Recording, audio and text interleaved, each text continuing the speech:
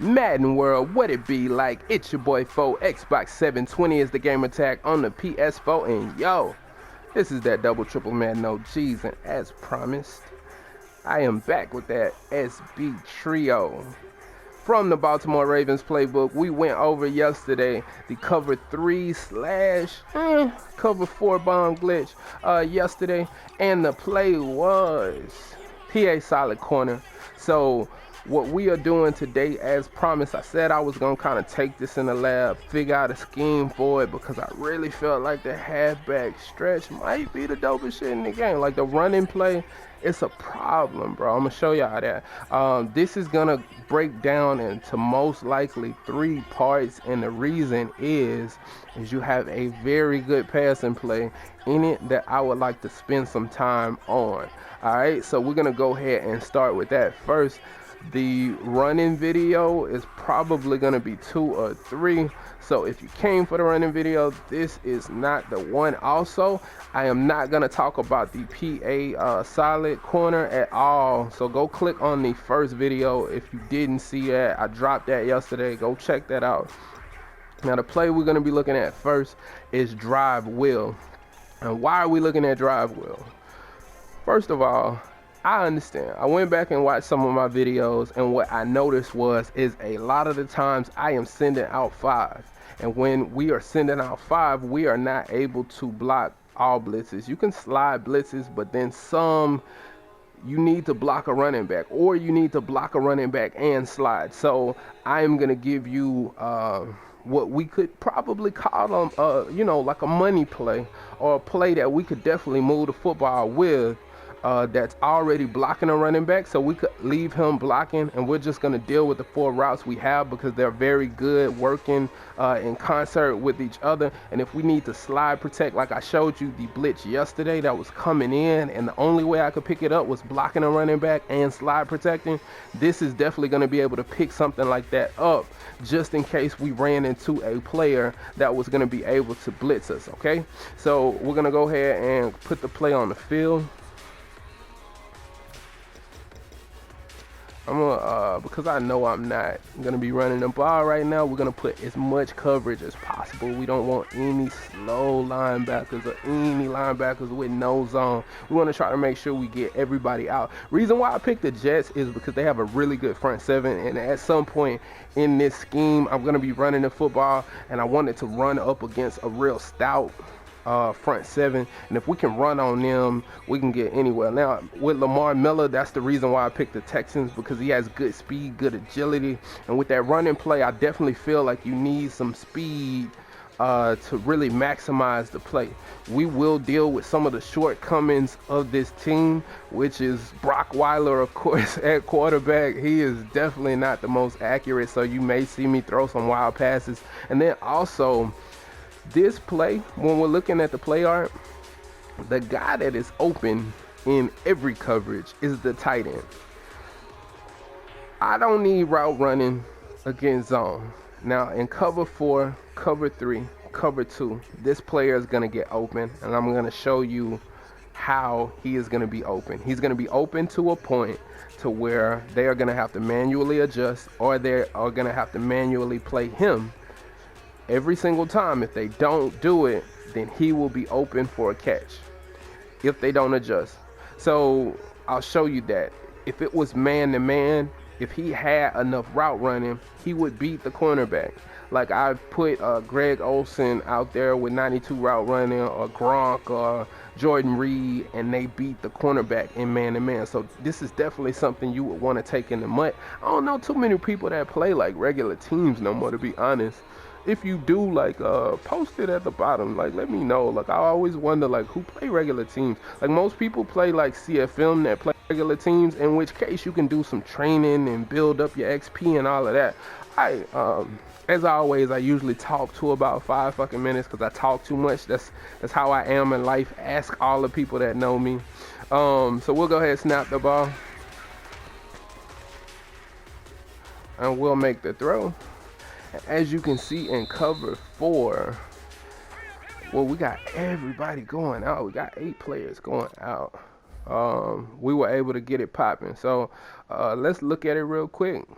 And what you're going to see every single time is DeAndre Hopkins and the drag route are going to control the hook zones. I don't know. What I'm learning, what I'm slowly but surely learning about the game is that it has to be like some kind of invisible barriers. Because watch Calvin Pryor.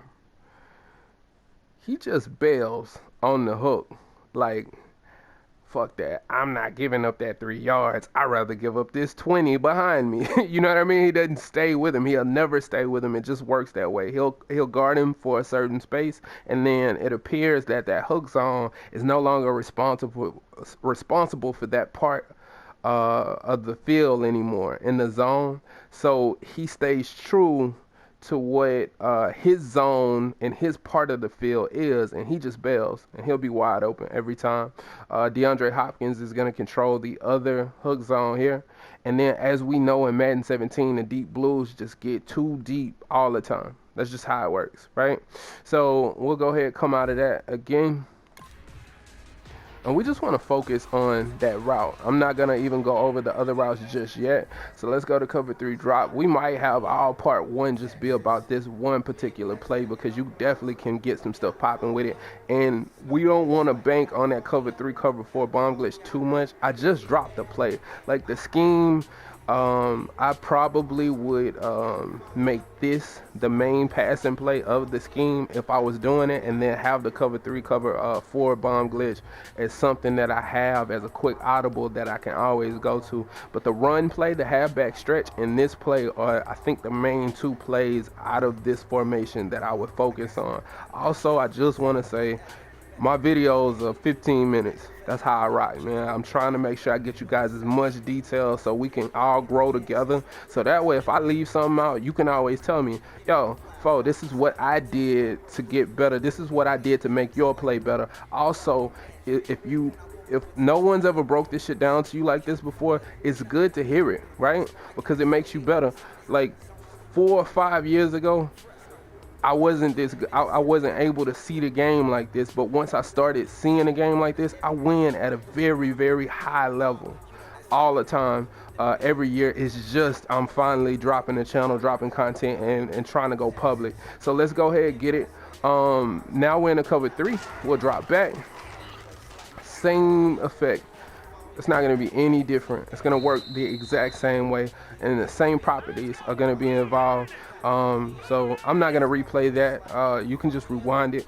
Let's go ahead and go to a cover 2 real quick. So we'll go to cover 2 spy, and then I'll show you that you're going to get the same effect. Nothing else is going to change. Man, he threw that terrible. Did y'all see that? We still completed the pass, but that was dangerous. And that's what I mean about Brockweiler, bro. He is not on point. Look how open he was, though. Like, I'm thinking I'm about to catch and go up the field. He throws it where my tight end has to stretch out to catch the ball, but that's a good thing. So what we know in cover 2 is that what's going to happen is, and man, that's crazy. It's way out there like that. But yeah, in cover 2, we just know we have that much of field to work with because our drag route and DeAndre Hopkins in route is controlling the middle of the field. So what's going to happen from this is you're going to see that your opponent is going to have to start trying to play the middle of the field to compensate for what's happening. And one of the things I want to talk about when we're talking about cover 4, if it's a non-baseline cover 4, so if they don't baseline to set up some kind of blitz or whatnot, and you have look to your left. So let's look at what's happening on the left, the action that we got on the left side. So that wheel route by Fuller is going to be very important, right? If you see that what could potentially be cover flat, like a light blue or purple or anything like that, because they aren't in a cover 2, you'll see it as soon as you snap the ball. But if they're in a non-baseline, that player is going to run into Hopkins every single time, and you're going to be able to make this throw. So that's going to be there a lot. And let's go ahead and do it again, just to show you it's consistent. All right. So the way that you're gonna throw that pass is you're gonna hold down on the left analog stick, and then you're gonna throw a bullet pass. Definitely take it into practice mode and get your timing on it. But honestly, it's gonna work every time. If he gets held up in any kind of way, you can just throw it. And that's a quick read, so it's really easy to read. Now I want to show you something though. The big thing we want to take a look at is let's say they base align, all right? So if they base align, then he's not gonna bump the same way. Or if the player is coming from up top on the purple, or if it's a linebacker and he's not, a non-baseline linebacker will actually be over the receiver and he'll get bumped. But if they baseline and he's way on the inside, then you're not gonna be able to throw the pass the same, as you can see. So did you notice that? And you see I just dumped off right there, because that's gonna be open. I don't really have to discuss that. I just want to show you this. So that's what I love about this play, is you can read the play really quickly, because you know you want to go to the left to dump off first. If you can see him not get bumped to where that's going to be a problem for you, you can immediately go to your next set of reads. Now, I could have waited a little bit and just threw the tight end route. He was going to be open, but I just dumped off. So that's what I mean about you just having options everywhere. So now the next thing that we want to talk about is this player being motioned. So what we can do is motion this player, motion him in like that. And this is how I found that we can beat cover 2 in a very unique way as well, because I was like, well, we can do this as something like a motion, kind of like makeshift screen, right? We can just motion this player over. He doesn't have to set. And then we can just motion him in. Let's say it was like, I don't know, 4th and 2.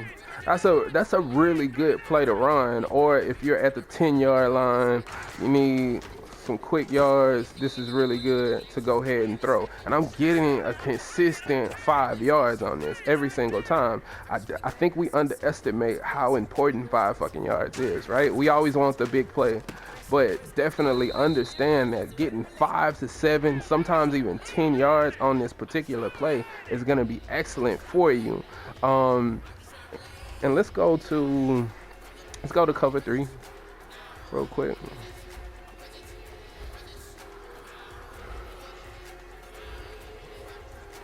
So when we go to cover 3, then he's playing a curl flat. So you can, and I threw it crazy. Hold on, but that's my boy Brock getting busy in the game, throwing like an idiot. All right, so we're gonna call cover 3 again. Motion out, and you'll find that he's gonna be able to get underneath almost anything. So.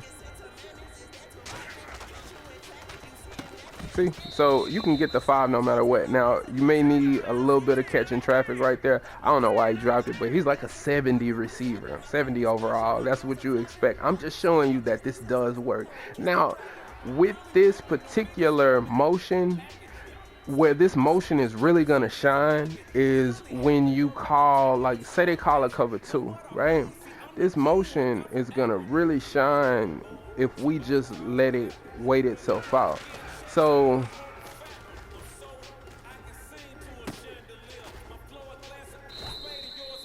and let me show you what just happened right there. And that's what I mean about a different kind of way of beating cover 2. So now what we have done is we motion the wheel route, and what's going to happen is the player, the linebacker that is on the mid read, playing the middle of the field, he's gonna go with the tight end every single time. And now you just got your boy in the middle of the field doing nothing. He's just wide open every single time. Any cover 2. Like any cover 2 that you run, as you can see, he just ran right through. I could have threw it short if I wanted to, but I didn't. He had a chance to get smacked. If you saw number 24, you had Revis right there ready to smack him. We just waited it out. Of course, the drag controls everything. I could have threw in to Hopkins as well, but cover 2 is just not going to be able to deal with this play when you start to motion. And as always, I still got my running back still inside blocking for us. So we got a lot of action happening on this play.